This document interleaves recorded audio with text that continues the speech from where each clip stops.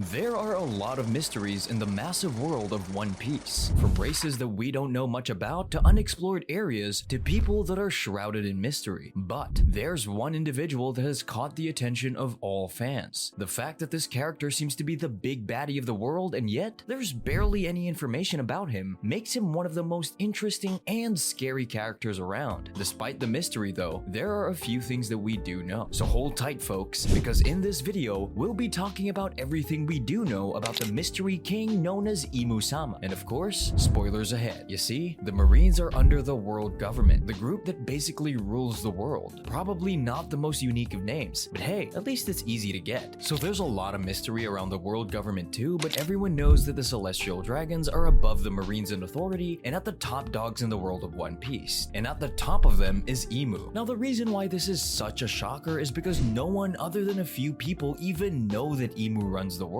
No one is supposed to be the ruler of the world government, and yet we, the viewers, know that he exists, and even we don't know much. So let's talk a bit about what Imu looks like and their gender, because everyone should have an image in their head. First of all, we don't know their gender. Even the voice reveal in the anime didn't make Imu's gender clear because it's all distorted and raspy, like someone with a really sore throat talking in the bathroom. I'll be honest though, it sounded pretty cool. We don't really know what Imu looks like either, since they're always shown as a silhouette, but they look pretty humanoid and normal sized. Their irises though are red and shaped kinda like Dracule Mihawks. Oh, they also have a large crown on their head just like any good king or queen. Fancy stuff. At this point in time, we also know that Imu loves to hang out in the room of flowers. They also love collecting wanted posters of people who interest them, like Luffy, Blackbeard, Shirahoshi, and Vivi. So they're kinda like a stalker slash gardener. They seem particularly interested in Vivi because she is the descendant of Nefertari D. Lily, who was the queen of the Alabasta Kingdom during the Void Century. She was one of the only 20 people that actually got together and formed the world government. You might be wondering why Imu would be interested in someone who died centuries ago, but the thing is, Imu is immortal, probably. More details on that later, so hold your horses. Back to our original train of thought. Other than having an interest in a few characters, Imu has displayed a really psychopathic nature. This guy, or girl, doesn't care about wiping out entire islands and murdering entire groups of people as they did so by wiping out the kingdom of Leloucha, just to test a weapon. The ancient weapon runs on the Mother Flame, and as such, this weapon is a massive card in Imu's arsenal. Talking about arsenal, Imu can also command the elders to do anything they want. Most of the bad stuff the world government does would in turn be because of them, including slavery, killing, wiping out species, destroying historical records. They're basically a dictator. Imu isn't above showing themselves to people though, as they did so with Nefertari Cobra, Vivi's father. Imu did that because they wanted to question Cobra directly, but they also had no intention of letting him live after having revealed their identity. Imu also doesn't care about killing off their allies since they don't really tolerate mistakes. Primary evidence for that was when Imu turned the elder J. Garcia Saturn into a husk after he let Joy Boy escape from Egghead Island. For reference, Saturn had served Imu for at least 200 years, since that's what we can make out from a certain flashback. How did Imu kill Saturn, you ask? Well, we'll get to that when we discuss their powers. Since we're talking about the elders, we should go into a bit more depth. It was recently revealed in the manga that the elders have some pretty interesting devil fruits. Unlike other devil fruits, these guys turn into yokai-like beings. Now, I use devil fruits to describe their powers very loosely, since we're not sure if they are devil fruit users because the elders turn into demonic beings and can regenerate repeatedly from mortal wounds. They can even use some sort of magic. Despite being so strong, the 5 elders are extremely loyal to Imu and serve them directly, even managing worldly affairs for them. This shows that Imu trusts the elders somewhat to deal with things instead of interfering directly. Right now, we can speculate that Imu was the one who gave the elders their powers due to what they did to Saint Saturn. Imu killed off Saturn by somehow robbing him of his powers, and this was from an entirely different location, so we can assume that Imu is telepathically connected with the elders. Since Imu took Saturn's regeneration and immortality, it's also fair to assume that they were the one who gave the elders the powers in the first place. But why was Imu so upset over Saturn failing to capture Luffy? It seems like Imu had fought Joy Boy way back and considered him an enemy. We don't know how the fight went or the details of what Joy Boy did, but the connection is clear. Besides that, Imu also hates bearers of the will of D. It's not what you guys are thinking, so get your minds out of the gutter. We're talking about the people who have the initial D in their name, like Monkey D. Dragon, or Goldie Roger, or Marshall D. Teach. Imu also doesn't seem seem to be too fond of the Nefertari family, probably because Queen Lily was the one that dispersed the poneglyphs across the world during the Void Century. The poneglyphs seemingly hold the true history of the world, and Imu doesn't want that to come to light, hence the hate. We've talked a whole bunch about Imu's relationships, appearance, and personality, but let's get to the juicy bit now, their powers. We don't know every power available to Imu at the moment, but the things we do know make them seem like broken characters. First of all, Imu is shown to be the highest authority in the world government. Since they control the actions of the elders who are formerly considered to be at the top of the world government, it's clear that Imu calls the shots. That's a lot of power for one individual. Imagine being the president of a country. Imagine the sheer amount of power you would have. Now multiply that by 50 and you get the power of a person who seemingly rules the world. The entire might of the Marines, the elders, and even the gods and knights is under Imu's control. Besides that, we talked a bit about the ancient weapon under their possession. This weapon is powered by the Mother Flame, invented by Dr. Vegapunk, and has the power to completely destroy an entire island from the sky within seconds. It's like a nuclear bomb with instant results. The worst part though is that after using the ancient weapon, the entire world sinks a few meters under the sea.